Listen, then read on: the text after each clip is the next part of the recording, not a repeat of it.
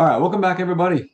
Kelvin and I are excited to be on today. We are talking about body composition. We've been going through my book, Cracking Heaven's Code, with our coaching clients, people that we've got that we're working with, and we're talking about body composition. How do you transform your body to look the way you want it to look? And so, I spent years working in the gym with people, training clients, and have been fortunate to have had a lot of experience helping people with this. Mhm. And so we want to talk about, how do you see some true transformation in your health, but specifically in the area of how does your body look? When I think about abundant health, I think of three things. How does your body feel? How does your body perform? And how does your body look? And we want to make sure we got all three of those. We want to, I think most people would agree they would be a little upset if they kept working out and they kept working out and they felt better, they could do more in their life, but they never ever noticed any change in how they look. They probably wouldn't be so happy. They would say, something's not right here. Um, and so we want to make sure we got all three of those. But I don't know, Kelvin, if there's anything you want to add to that before we get going and jump into this today. But No, I agree 100%. And that's not vanity in my mind. That's health. yeah, I'm not looking at it at a vanity standpoint on that third one. I'm looking at it more, yeah, like you said, when you do work and you're putting in the effort and things like that, you wouldn't mind seeing a little gain on a bicep. You wouldn't mind seeing a little bit of gain here and there and go, okay, that's pretty rewarding. So yeah, yeah, Dan, I agree. yeah. Well, and I think as you see results, it's encouraging. It's encouraging and it gives you motivation to keep going. Now, I will say I think there's two traps that people fall into that I've seen through the years of helping people. One is, you're doing the right things, but it doesn't happen instantly. The results don't happen today. And people get discouraged and they fall off track and they stop doing the right things that they were doing. Or number two, it's working. You're making progress and you derail yourself because you start trying to, reward yourself and celebrate all the progress, and then you derail yourself. You kind of get into pride in a sense. And so I think ultimately, if we're going to see lasting change, Kelvin and I did a video earlier this week called Rewrite Your Programming. And I think if you're somebody who has struggled with your body composition, maybe you've tried a bunch of things, maybe you've gotten results, and then it went right back to where it used to be. A lot of people fall into that. They got results, and then it went right back to where it was before. If I can get my words out here, Kelvin's laughing at me today. Uh, I think it all goes back to your self-image. I think it goes back to your programming on the inside. And we talked about it the other day. How do you see yourself? What is the self-image that you have? I think true lasting change, lasting transformation starts from the inside out. Mhm. It starts from the self-image, how you see yourself. And so a lot of people, we would see them come into our gym and say, I could just never eat that. I could never do that. I can't lose weight. I could never do that exercise. And you start to see all this kind of vision of what they have on the inside. And I think what we talked about the other day is just like your body automatically controls your heartbeat and your breathing and all these different functions that are going on. You don't have to think about them. Your body naturally regulates those things. I think your body composition, the self-image that you're holding on the inside, is working kind of like a thermostat, and that it's regulating your body to look like you think it's supposed to look on the inside. Now, someone will say, well, I want to look like this. Well, I say, well, what's the image that you're truly holding? How do you see yourself on the inside? And we talked about you can reprogram that. You can rewrite that programming. And I think it starts in your imagination, visualizing yourself, what that body composition looks like. You could begin to speak it. You could begin to write it and write that vision. I don't know, Kelvin, what else? Well, you bring up some good points because yeah, and I'll let you clarify this. You're the expert. But I'm getting ready to reach 67 this year, and definitely gonna be in my 70s soon. And to me, body composition is important because I've heard, and this is where I'll let you clarify, that one of the biggest reasons people head to a nursing home or can't take care of themselves is the loss of muscle. Yeah. So really, it's when I said I want to see a little gain on the bicep or some of these, I want to see gain on the muscles. Really, Mhm. I don't want to lose them. I want to maintain them. Yeah. And one of my driving reasons is self-sufficiency. As I Mhm. get older, I want to take care of myself. As I get older, I want to keep walking out my dreams. So I want to be very active. But that's drives all the way back to the basic moment you just started this message today is we have to take care of certain things to get that. Well, and I think you bring up a good point. So when we talk about body composition, let's define that. What are we talking about, first of all? So body composition, I think of the amount of muscle mass that you have as compared to the amount of body fat that you have. So you could say your body fat percentage. And so the scale is actually not going to be your best indicator of whether you're making progress body composition wise.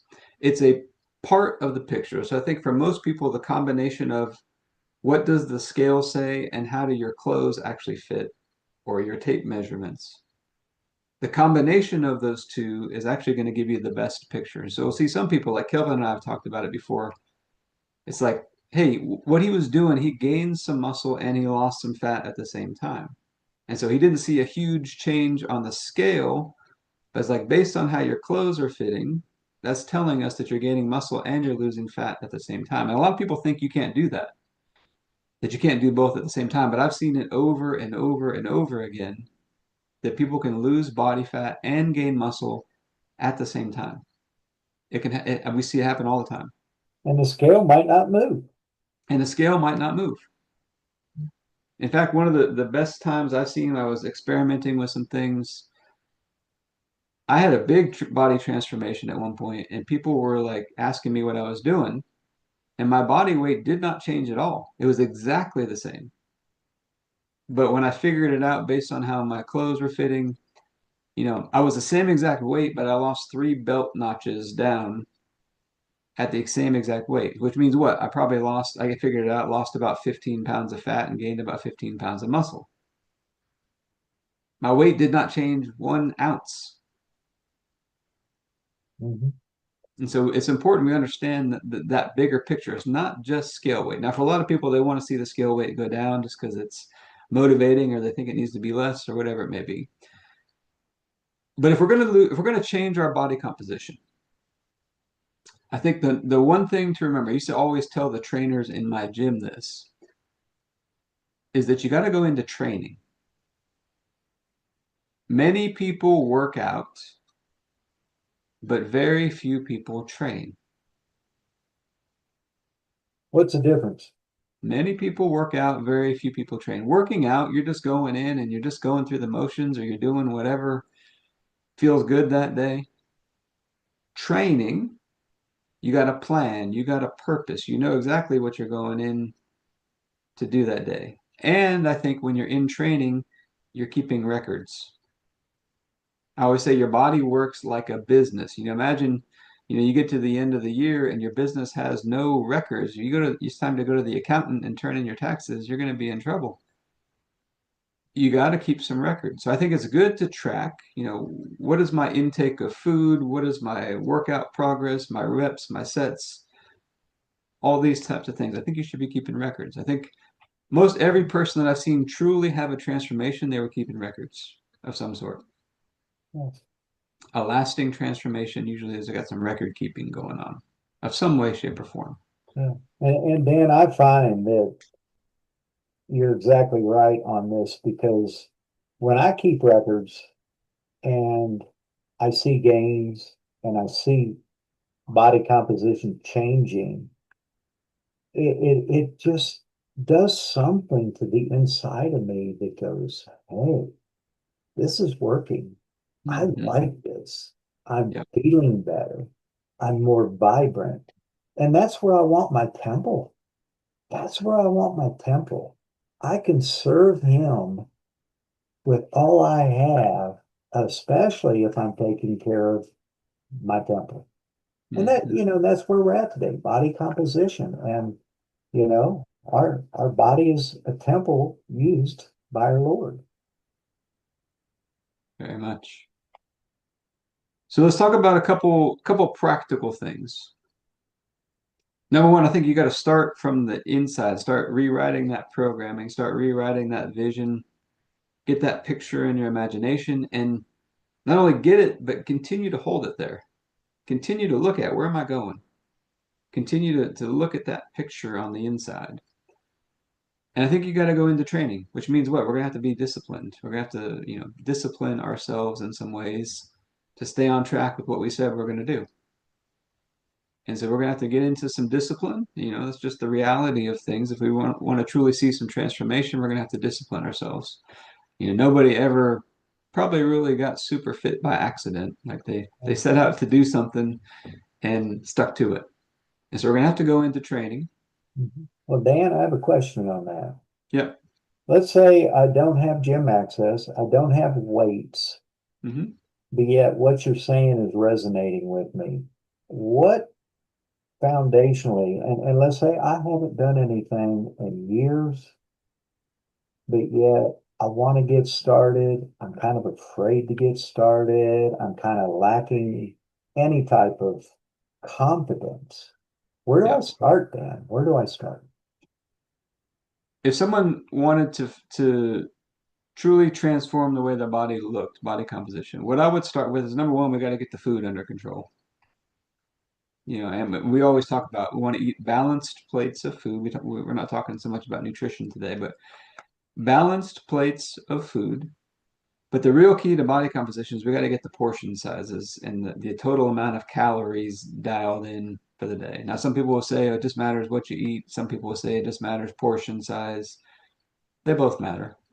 Mhm. What you eat and how much you eat, they both matter.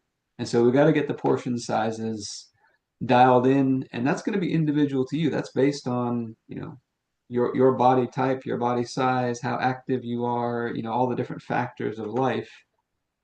And that could vary some by the day, depending if you're more active or less active or those types of things. But we got to get the nutrition dialed in. But from a workout perspective, I think very basic things, the easiest thing would be, start walking. If you can go for walks, start going for walks. And we want to get your activity level up. We want to start to live at a higher energy, we call it energy flux, where you're living at just a higher activity level all the time. And so basic things you can do just walking and starting to work on your body weight exercises, which don't really require any equipment. So your ability to do squats, push-ups, maybe pull-ups for some people, could be lunges, just basic body weight exercises, working on your ability to do that. And so one of the principles of body transformation is that form follows function. So if you just told me, and we've seen this with women all the time, hey, I couldn't do any push-ups at all when I started. I could do, 5 push-ups on my knees. Well, now I can do 10 push-ups on my toes. Well, I would be willing to bet quite a bit of money that your body composition changed. If you went from 5 push-ups on your knees to 10 push-ups on your toes, your body's able to do a lot more. And it's able to move your own body weight better. And that's a sign that you probably got more muscle and less fat.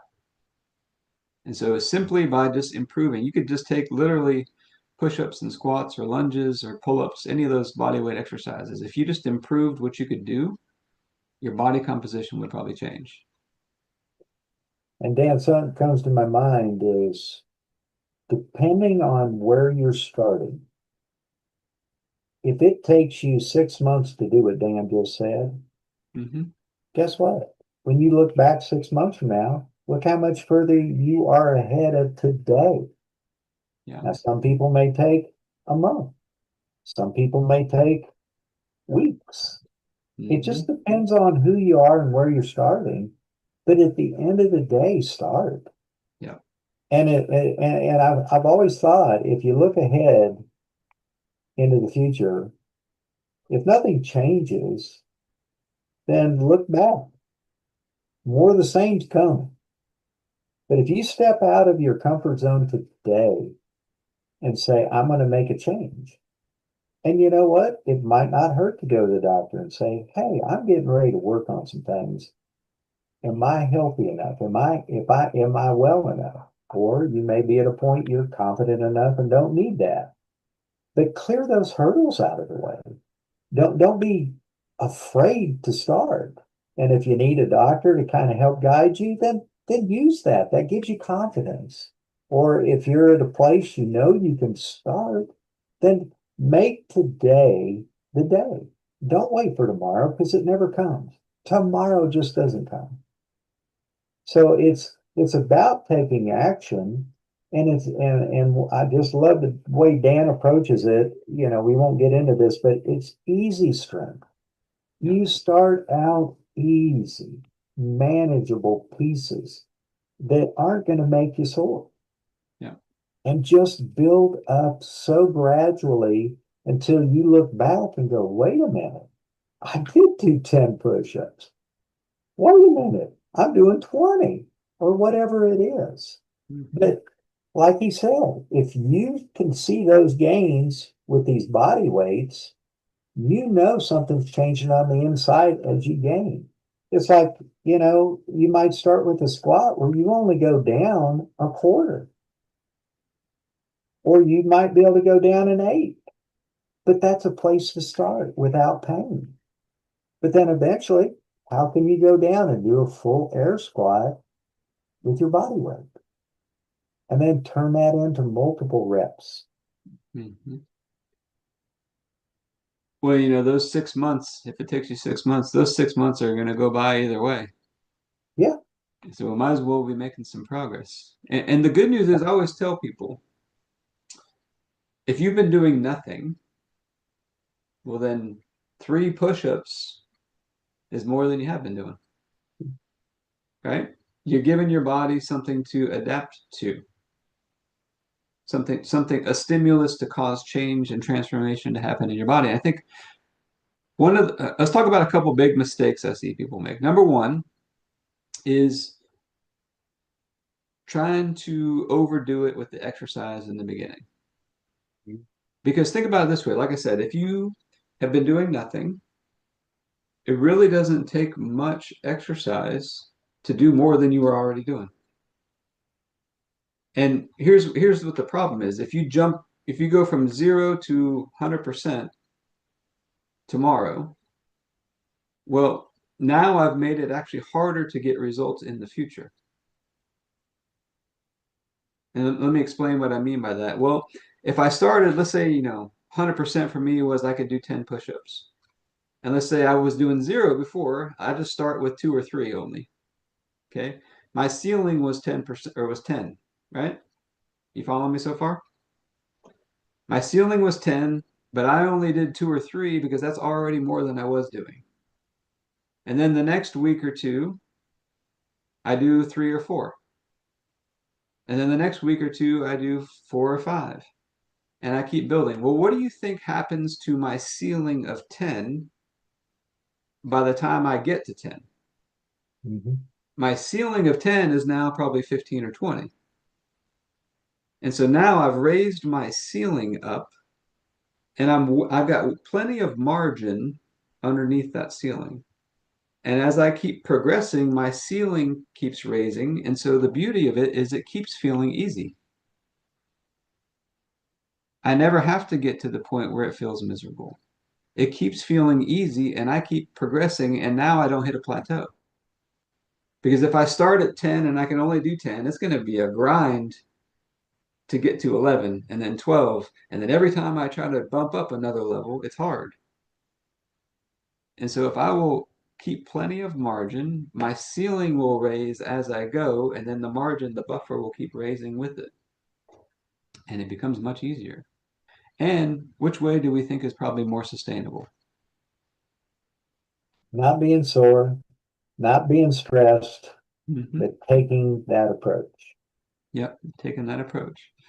Now, the other mistake is people do the same thing with their food. So I always say your body works like a business. If you went into a business and you said, we're going to cut the income of the business, we're going to cut the pay for the workers even in half, but we're going to demand 3 times the work. Well, you're going to have a revolt on your hands in the business, right? People are not going to be, they're going to rebel. They're not going to like that. And so what do people do in their nutrition? They cut their calories, they starve themselves. They cut their calories way down. And so if you will begin to take a more gentle approach, you just need to create a little bit of a calorie deficit. I always shoot for like 10 to 15% of your total calories that you burn for the day. So for most people, that's probably around, 2,000 calories, give or take, depending on activity level and body size and that kind of thing. And if you just create a little tiny deficit, you're not going to lose the weight as fast, but it will be easy and it will be more enjoyable and you'll be able to stick with it. And then if you increase the activity slightly, now you created just a little bit more deficit and it becomes something that you can sustain. Now, I think the other thing I want to talk about is so two big mistakes. People start with too much exercise and they run themselves into a plateau and then it's really hard to keep going. And they don't want to do it anymore. It's like, oh, I dread going to do my workout today. On the other side, they cut their food too low and they can't stick with it there. So just real small deficit. And then the other thing I think is really important is over time, you want to be raising what we call your energy flux.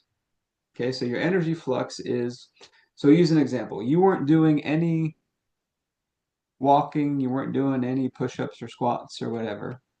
Okay, so I want you to think about it. You go from zero, let's say you're at a pretty low activity level. You track your steps and maybe you get like 3,000 steps for the day, which is probably on the lower side of the activity level. And you start going for a walk every day, and now you're up to, let's say, 5,000 steps every day. And now you're also doing, let's say, 10 push-ups on your knees and 10 half squats. Okay.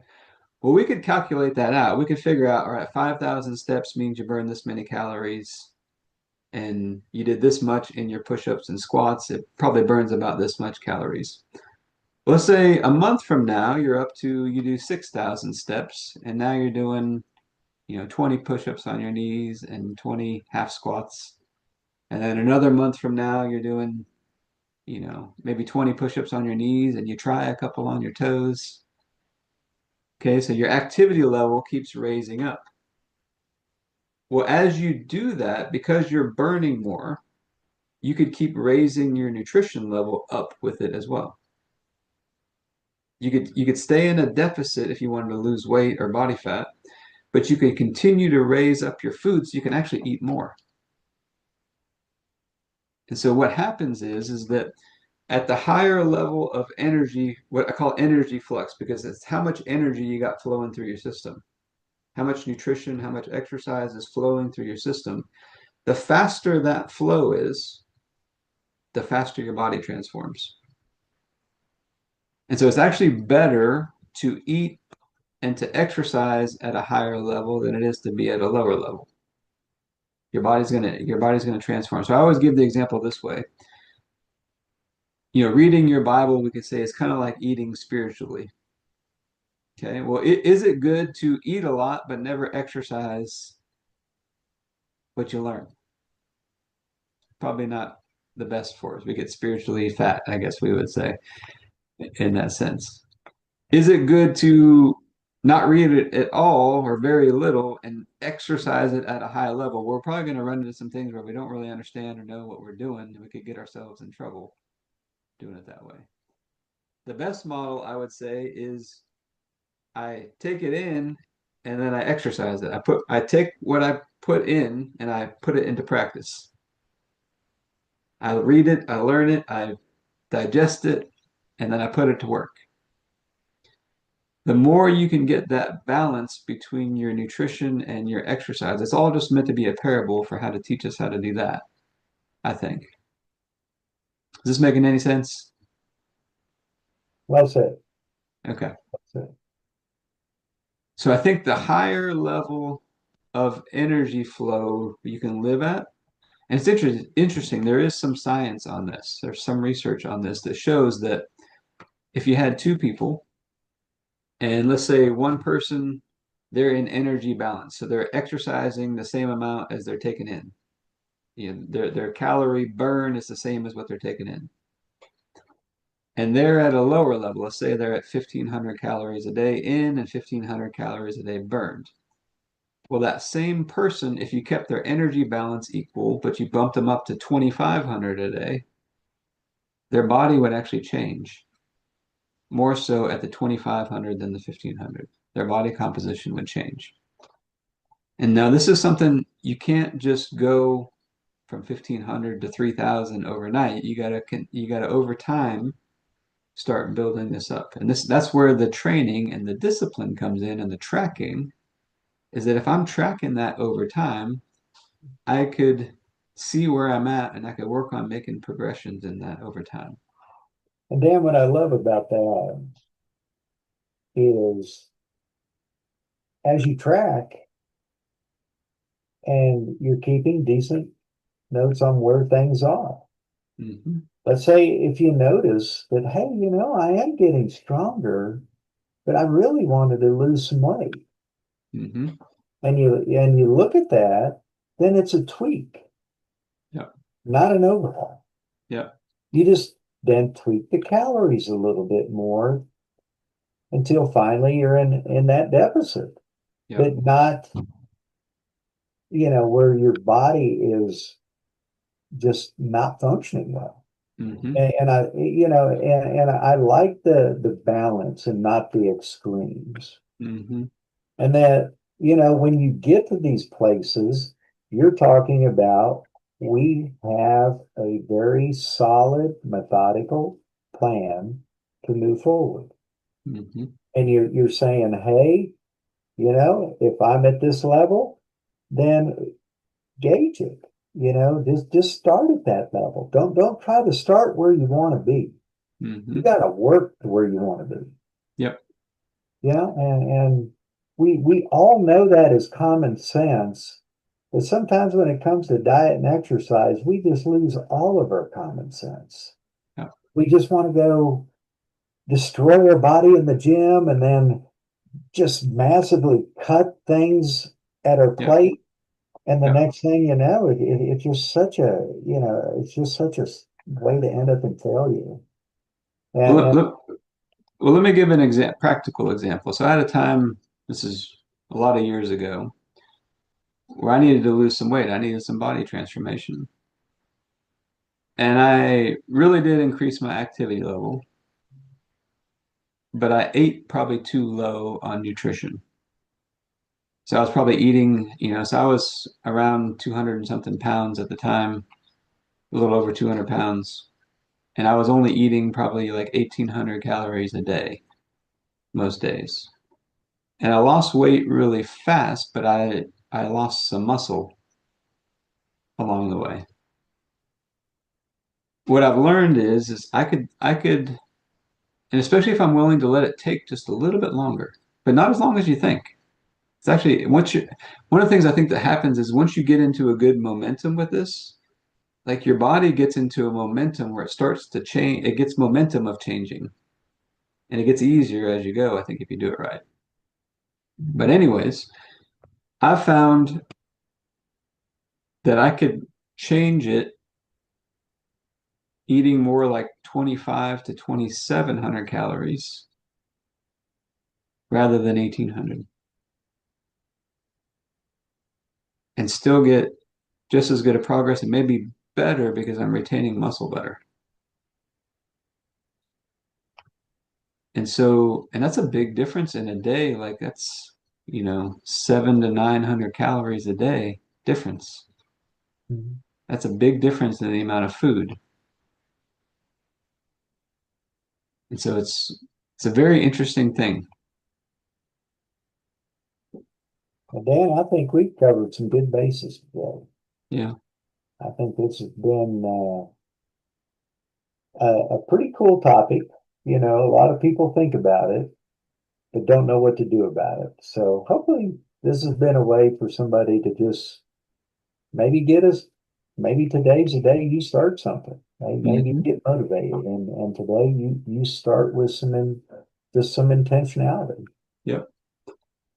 I think the number one thing is get started today, start tracking, and take a more gentle approach, less extreme approach to both your exercise and your nutrition. And ultimately, we want to get them balanced. Ultimately, we want them working together. And I think if you'll do that, you'll follow those principles and realizing,